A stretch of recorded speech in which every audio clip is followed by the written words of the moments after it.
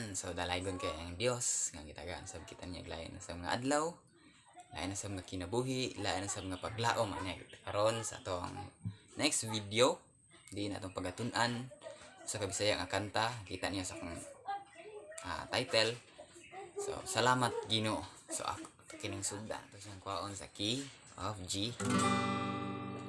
So basic lang kayong mga chords ani. So di lang ta magamit og kapo para masundan gyud no, labi na sa itong mga beginner gyud. No, sundan gyud siya. So D sa key of G so sunod is D sustain. So D sustain is easier guys siya. Over, so na siya over F sharp siya.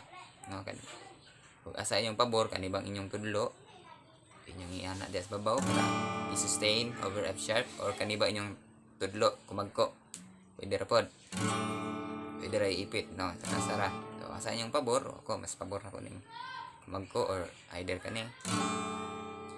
Then E minor 7, so E minor 7, then C add 9. So opat lang siya ka chords. So ang intro, ang strumming pattern sa intro is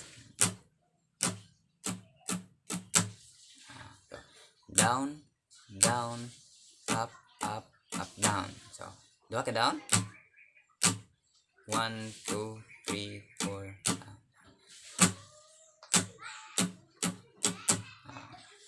duha ka down, upat ka up, and isa ka down. So intro,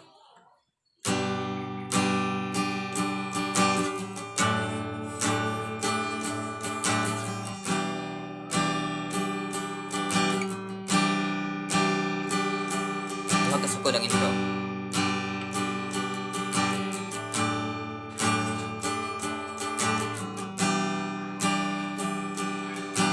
Kasukod ang imong intro, and then bago ka mosulod sa verse. So mo ra gyapon ang strumming pattern. So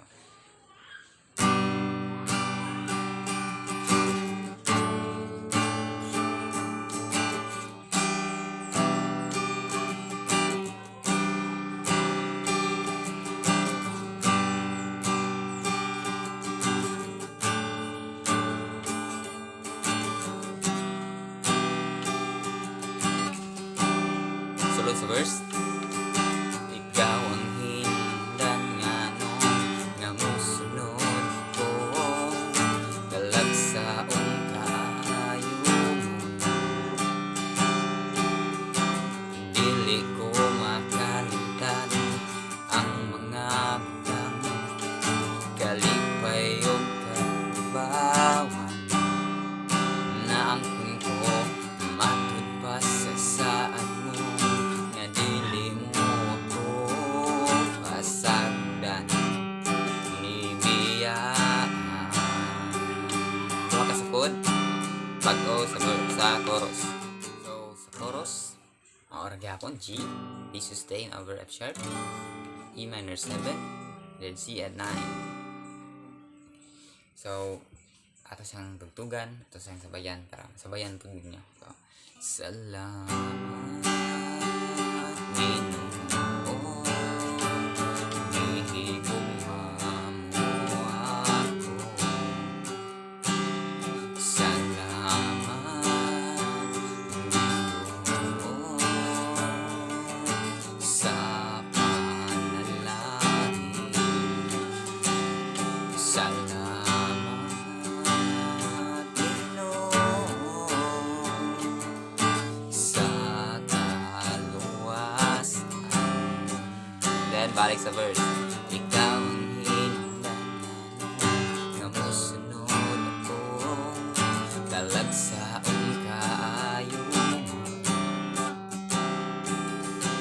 dili ko makalimutan ang mga butang, kalipay o katagbawan na angkon ko matubas sa saad mo, na dili mo ako pasagdan ibiyaan ko. Then chorus. Naot ko nga doon na may nakatunan karon nga video na to. So kung doon na may gusto nga i-request nga mga Bisaya nga worship song. So comment lang, and then so wala pa ka subscribe na mo, and then i-click ang notification bell para ma-notify mo kung nana ko mga bagong video. So ako dang i-shout out ang LFGC Poblasyon. So mga kaigsunan, hello sa inyong tanan. So kato lang, see you sa next video. God bless.